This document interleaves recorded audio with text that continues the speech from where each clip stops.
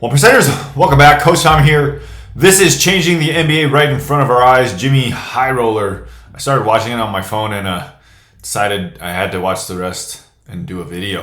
In 1996, the NBA introduced a new metric for data tracking that would revolutionize the league: shooting location data. This new information provided far more than the basic data that we had had for decades. Shot location data tracked specific instances on the court, like exactly where a shot was taken, if a shot came from an assist, or if a shot attempted at the rim was a layup or a dunk. At the time, this data was groundbreaking and spawned a new wave of analytics in the NBA. For the first time, we could actually use numbers and data to take a deeper look into what was happening throughout NBA games. Fortunately, this game-changing data was implemented just in time to track Michael Jordan's last 2 seasons with the Bulls. And this new data revealed what NBA fans had already known for over a decade. Michael Jordan was a mid-range god. According to shot location data, MJ shot 47.1% from mid-range, or from 10 to 23 feet from the basket in his last 2 seasons with the Bulls. 10 now, to this 23 number may not sound feet. all that impressive, but among the 80 players who attempted at least 3 mid-range shots per game throughout those 2 seasons, Michael Jordan was the best and most efficient. If all the other statistics the NBA has to offer weren't sufficient enough, shot location data proved once again that Michael Jordan was in a league of his own. This is the gold standard. Well, 46-43. Glenn Robinson, big dog. 46.9. at least it used to be, because we still location data proved once again that Michael Jordan was the best and most efficient. If all the other statistics the NBA has to offer weren't sufficient enough, Why is it so far to the right? data proved once again that Michael Jordan was in a league of his own. This is the gold standard. Most attempts. Well, at least it used to be, because we still use shot location in today's NBA. And this season, among all players who have attempted at least 3 mid-range shots per game, there are 22 players league-wide who have a mid-range field goal percentage higher than Michael Jordan's. Jaylen Brown, Kevin Durant, probably James Harden, Kyrie Irving. We just talked about this in the other video. Bradley Beal, D'Angelo Russell. Today's NBA players are really good at shooting the ball. In fact, they're so good, Seth it's Curry. changing the game in ways we could have never imagined.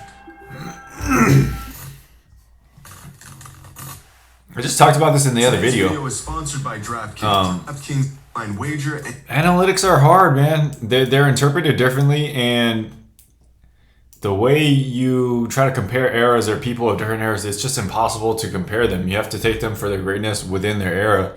Michael Jordan was widely known as the most competitive guy ever. So put him into this era, he's going to be probably still the most competitive guy ever.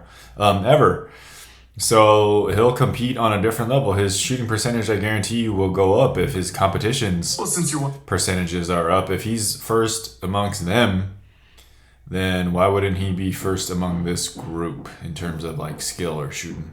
Watching this video, I'm sure you have. Before we had players like Steph, Dame, and Clay, we had Kobe, Ray, and Peyton. And before them, we had guys like Larry Bird, Derek Harper, and Dale Ellis. The younger guys, they build on the previous generation. The previous generation builds on the previous generation. And the bar to get into the NBA is much higher than what it was, just like it is for JV basketball, 8th grade basketball, varsity basketball, college basketball. Every level moves up. It's just not the NBA. Some of these young kids that I'm training, 3rd grade, they're hitting 3-pointers. That's to me is already crazy. Shooters who you can bet are going to shoot their shots. The shooter is one of the most game-altering roles in basketball. The shooter can turn a double-digit lead into a tie game in absolutely no time at all. The shooter has the ultimate green light. But what happens when everyone in the league is the shooter? In past eras of the NBA, the shooter was a very specific, very defined role that was given to only the most elite shot makers in the game. But what happens when everyone is an elite shot maker? What if I told you that about... I need to know, how do you guys define a shooter? You guys show up to the gym, you're playing ball, and you're pointing out guys, oh, I got red shirt, I got black shirt, oh, I got big boy, oh, I got, jersey, whatever you're going to name these guys. When do you start calling a guy a shooter? When he makes one shot? About 80% of the greatest shooters in NBA history. How do you define a shooter? Right now. Just a guy who makes 2 shots in a row? I know. But it's true. And as the NBA continues to evolve, the ability to be a great shooter will be less of an exception and more of a requirement. Vince Carter was not a shooter. As we all know, when they're talking about shooters, I'm talking about snipers. So scorer, sniper, playmaker, defender, entertainer, and slasher. League has been going through a three-point revolution over the last 8 seasons. There's a lot of guys that can shoot. LeBron can shoot. He used to suck at shooting, but now he can shoot. Does that make him a shooter? Hell no. Seasons or so. Teams and players realized the massive advantage that three-pointers provide, and very quickly the desire to be proficient at the long ball became priority number one. Players practiced the shot more, teams built entire offenses around the shot, and the efficiency of the shot skyrocketed around the league. Since the three-point shot was added to the NBA, the benchmark for what we consider to be a good three-point shooter has been about 40%, and this benchmark has virtually remained the standard ever since. But dating back to 1990, the number of players around the league who have shot at least 40% from three has fluctuated drastically, from as low as 7 players in 1991 to as high as 28 players in 1996. But the three-point line was 2 feet shorter that season, so those numbers are skewed. As we make our way through recent NBA history, If they're able to move the line shorter and back, don't you think they'll start moving the 3-point line back, or maybe perhaps a 4-point line, or like I've been suggesting in terms of rule changes, defense, it should be like rally scoring, like volleyball or something like that. If the defense gets a rebound, that should be a point, and the game will just have more points, and then that way you reward defense. Offense right now is getting rewarded way too much. You have to figure out a way to make it I guess, more competitive defensively, or give them more fouls or something. the number of players capable of shooting 40% or more from three rises all the way up to 38 players in 2009, but then plummets back down to 17 the very next season. That total of 38 players would remain the league record for over a decade. That is until a record-shattering 50 players averaged at least 40% from three in 2021, and then again this season, where 45 players are currently exceeding what was once the benchmark number of 40%. Still early in the season. The number of pure shooters in the NBA right now is absolutely absurd. But what if we remove the players that achieve their efficiency with minimal attempts? If we bump the minimum to at least 4 3-point attempts per game, well then our chart looks like this. And the overwhelming number of great shooters that are currently in the NBA right now becomes even more glaring. Unfortunately, well then our chart looks absurd. But what if we remove the players that achieve their efficiency with minimal attempts? If we bump the minimum to at least 4 3-point attempts per game, well then our 4 3-point attempts per game is a lot. Chart looks like this. And the overwhelming number of great shooters that are currently in the NBA right now becomes even more glaring. Unfortunately, for a lot of players in the past, shooting volume three-pointers just wasn't an option. It was far from normal to take 5, 6, 7 threes a game 35 years ago. But that's just it. The revolution of three-pointers in recent NBA history has allowed more players to become the shooter. But it's also allowed the shooter to have a much, much larger role from game to game. Before Steph Curry came along and blew the gates open on what kind of shooting we even thought was possible, Ray Allen was widely regarded as the greatest three-point shooter of all time. And throughout Ray Allen's peak 5-year streak, Ray Allen and Steph Curry shoot so differently. Ray Allen jumps, like he literally jumps and then shoots like a jump shot. From 2003 to 2007, he averaged 38% from three on 7. He probably could have stayed in the league so much longer if he jumped less when he shot. He was so athletic. Ray Allen was highly underrated athletically. He could dunk and do some crazy stuff. 0.5 3-point attempts per game. Just like Michael Jordan with his mid-range, Ray Allen and his exceptional efficiency on volume shooting was the gold standard for all shooters to aim for. This, however, is no longer the case. Because what? Because there's like 40 attempts per game, and you can have 3 guys on your team average 7 3-pointers per game. Duncan Robinson, he fell through a roof. Kyrie takes 7, Buddy Hield takes 9, Clay takes 4. Damn, Steph Curry takes 12. Look at the attempts.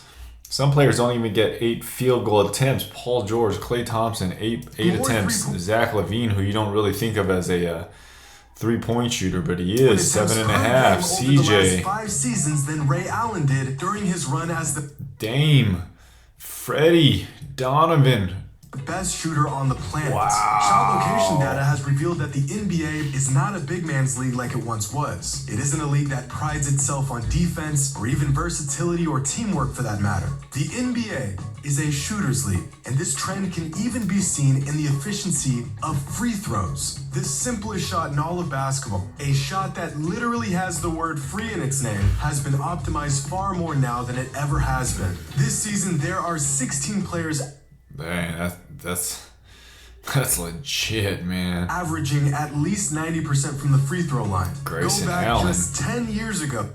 Who's that? Who's this? Who's 91.2? That kid. Oh my God, is that the kid on the Lakers, Austin To Reeves? the 2012-2013 NBA season, and the number of players who averaged at least 90% from the charity stripe was just 3.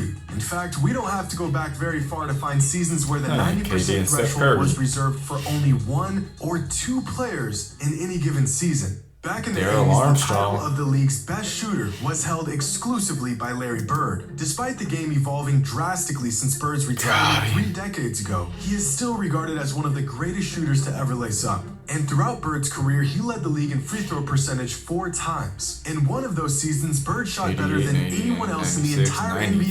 NBA when he shot 88.8% from the line in 1984. This season alone, 93. That's ridiculous. there are 22 players who are shooting at least 88.8% from the free throw line. What was once a free throw rate good enough to lead the Bogey. league now wouldn't even crack the top 20 in today's league. Carl Only Anthony through Towns. decades of trial and error have DeMar NBA DeRozan. teams discovered the free throw rate good enough to lead the league now wouldn't DeMar even crack DeRozan the top coming 20 through. in today's league. Only through decades of trial and error have NBA teams discovered which LJ. shots are worth taking and which shots are not. Combine Houston. offensive schemes designed to get great open shots with the most talented shooters in NBA history, and players around the league are simply hitting far more shots than ever before. Now, one of the more popular advanced stats is offensive rating. This stat simply measures how many points a team scores per 100 possessions. It's an efficiency stat. Ooh, Ever offensive before. rating. Now, one of the more Look at this popular step back advanced by stats is SGA. offensive rating. This stat simply measures how many points a team scores per Bang. 100 possessions. It's an efficiency stat. When a team brings the ball down the court, He's rocking a how Converse, often are they too. scoring? In the 1999-2000 season, the most efficient offense in the entire NBA was held by the Indiana Pacers, who had an offensive rating of 108.5. This season, the Charlotte Hornets Points per 100 possessions. are the least efficient offensive team in the entire NBA with a rating of 108.7. Yee. The worst offensive team in the NBA today is more efficient than the best offensive team in the NBA just 2 decades ago. Some of these things are a little misleading because the rules change. Players obviously get better, but the way the game is refereed, obviously you can carry and palm the ball way more. There's different ways the game is affected. You know, players are better, but the rules, the way they enforce the rules is way different. In today's NBA, we are constantly seeing point totals well over 120, even 130 at times. After watching the dead ball era 128, for over a 141. decade where a team could win a game after scoring just 80 points, seeing 250 well over 120, even 130 at Do you guys think the game was really times. that After different? watching the dead ball era for over a Right here, 72 to 67. You think these players are that bad they can only get up 67 points? Hell no. They let so much more physical play go on. They called a lot less fouls. They let players get roughed up. Look at Ben Wallace. Dude couldn't even score. Rasheed Wallace, those dudes are hacking everybody like crazy, and they just let him go. Jermaine O'Neal, those guys were bashing each other up and down the court, a man. decade where a team could win a game after scoring just 80 points, seeing 250 points scored 120 to 134 with the crummy in a Lakers. single NBA game on a regular basis can be a bit jarring. The most common explanation for these insane point totals being that teams just don't play defense anymore. They play defense. And this is somewhat It's true, just different. but a lack of intense, disciplined defense is not nearly the largest factor that leads to these point totals. At a certain point, good offense is going to beat good defense. So what happens Work on your offense. Great offense always wins. Unless you're not great at offense, you're only when good. the entire league slowly becomes more and more unguardable? Eventually, There's no defensive scheme that can keep up with this level of offensive efficiency. 80% of the greatest shooters in NBA history are all in the NBA right now. Not because they're innately better shooters than past players, but because in order to even play in today's NBA, this level of elite shooting has virtually become a requirement. Young stars around the league, players who are 21, 22, 23, were just kids when the three-point revolution began. These players have only known a game that revolved around volume threes and long jumpers. So where past players didn't hone in on their shooting abilities until later on in their careers, these young players have been trained to knock down the deep ball from the minute they picked up a basketball. By the time Steph won his... You got to keep in mind that there's a whole business around training kids. Like, I'm one of them. Training, AAU, all these things, all these dads, all these coaches, all these money. The stuff is flowing in because the parents are investing. The kids, they want to play and they want to get that work in and they're willing to do it. The problem now is you just got to find the right trainer. Hopefully he's teaching you the right things. First MVP, players like Tyler Not Hero, just wasting Jordan your time Poole, and your John money. Morant, Darius Garland, Anthony Simons, Anthony Edwards were just starting their prep careers. By the time they had made it to the league, they already had more long-range reps than past players would get in an entire career. Today's NBA is built for the shooter because it was designed by the shooter. Years and years ago, Larry Steph Bird Curry was the revolution, blueprint. man. In a league where getting the ball into the post was an absolute necessity, he showed us that three-pointers were actually worth taking. Reggie Miller and Ray Allen were the next iteration of the shooter. No longer was the shot reserved for just spot-up shooters a handful of times a game, but you can take the shot off the dribble. You can pull up from three in an ISO situation. You can take them in volume and not be crucified for doing so. And players like Steph Curry... If you're a game breaker, man, you got to get good enough and ride through all the crap, all the dip, all the hate until you get good enough for people to, tell you that you're good. Klay Thompson, Damian Lillard, So if you're trying something, keep going, took man. shooting to a whole new level. A shot from 30 feet out was no longer a last-second heave, but now an actual, real shot attempt. They prove that you can win a championship led by not big men, but by shooters. It's crazy. There's a phrase that I say all the time. It's crazy people, right? They need to see things to believe it, and you got to believe it to see it. Like, see with your eyes, And they spawned an That don't entire make no generation sense. of shot makers unlike Not to me, at anything least. the league has ever seen.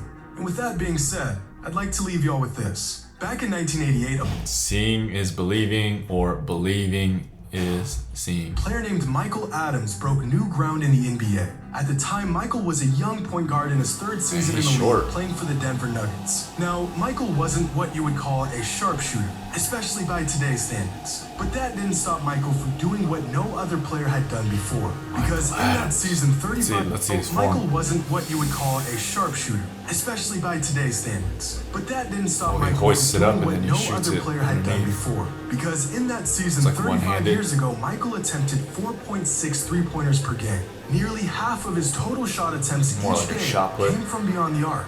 This was the first time since the introduction of the three-point line that a player shot at least 4 threes a game. You didn't know it at the time, but Michael Adams was the NBA's first volume three-point shooter. And since that season 35 years ago, there have been a total of 255 individual seasons where a player has maintained a true shooting percentage of at least 60% while attempting at least 4 threes a game. That's 35 years of thousands of shooters condensed to just 255 of the very best the NBA has ever had to offer. Of those 255 seasons, 178 of them came from players who are currently in the NBA. The National Basketball Association is a shooters league, and today's shooters are in a league of their own. Hope you all enjoy. And as always, It comes down to the enforcement of the rules. Are they changing the rules? Are they making the game a certain way? There was a clip I saw of John Sally, a super old NBA player, talking about Kobe Bryant, and when they were on the Lakers together, John Sally said he beat Kobe Bryant one-on-one every day after practice. And Matt Barnes was interviewing him, and he said, I need proof. And then he pulled up the clip of Kobe saying it, that John Sally beat him every day after practice. Things like this, I've been saying, if you're just bigger than a person, you're going to beat them one-on-one. When you're playing one-on-one after practice, there is no referee. You can take as many dribbles as you want. Shaq was the most dominant dude ever. He'll destroy every single person in one-on-one, but 5-on-5, referees involved. There's so many things that get ignored. The big guys will always kill the little guys, and if you think different, you're crazy. The rules are made in such a way to keep the game entertaining and somewhat fair. Right now, it's really skewed in terms of shooters, but if they ever were to decide to skew it in terms of defense or rebounds or dunks, you'll see the game evolve again. But it usually takes a while, and then it usually takes one really, really brave, courageous person to break through and then change the paradigm in the way that people approach stuff. You kind of saw it with Bird, Magic, and then it was kind of like Steve Nash doing the super fast thing. You saw James Harden break it. You saw Charles Barkley with the back down rule. You saw Shaq. And then obviously now Curry, and then Durant is doing some different things. But the game will evolve. So trying to compare players from different eras and doing that, it doesn't really make sense, man. It doesn't, because it's not really that accurate. All right, that's enough. Until next time, take 14 minutes, 24 seconds, or 1% of your day to get better. Let me know what you guys think. Peace.